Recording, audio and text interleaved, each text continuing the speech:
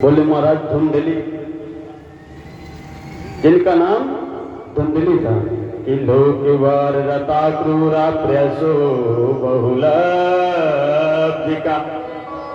उसका काम क्या था? सुबह से लेकर शाम तक और शाम से लेकर रात तक, रात से लेकर सुबह तक और सुबह से फिर शाम तक दूसरों की बुराई करना, निंदा करना, चार सहेलियों को बैठार करके अरे फलानी ऐसी हती, ढकानी ऐसी हती, उसकी निंदा करना। यह पंडित जी की पत्नी थी, जिसका नाम था धुंधली। और आत्मदेव जी महाराज बड़े ही धनवान थे, बहुत बड़े धनवान थे, बहुत धनी व्यक्ति थे। लेकिन महाराज धनी होने के साथ साथ उनकी एक भी संतान नहीं थी।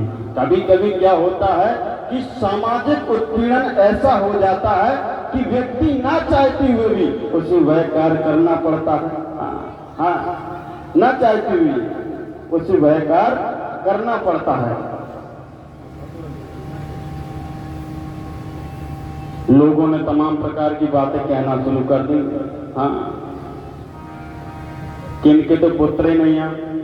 आत्मदेव जी महाराज को भी पुत्र की गिलानी होने लगी। सोचने लगे कि हमारे भी कोई पुत्र नहीं।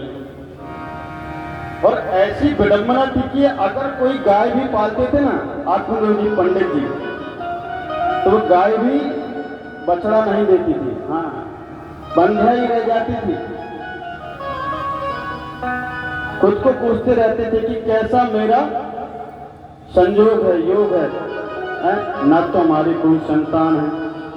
एक दिन पंडित जी बहुत ही विचलित हुए, परेशान हुए कि हमारी कोई भी संतान नहीं है और समाज हमको परेशान कर रहा है। आखिर हमारा यह घर परिवार, यह पंडित या जजमानी कौन चलाएगा? एक पुत्र तो होना चाहिए। विचलित हुए और जाकर के जंगल में चले गए।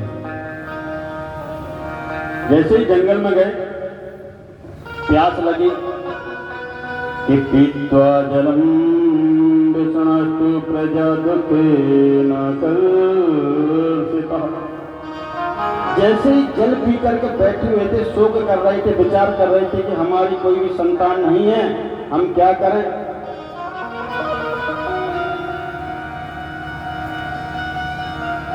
पास में एक सन्यासी महाराज खड़े हुए थे।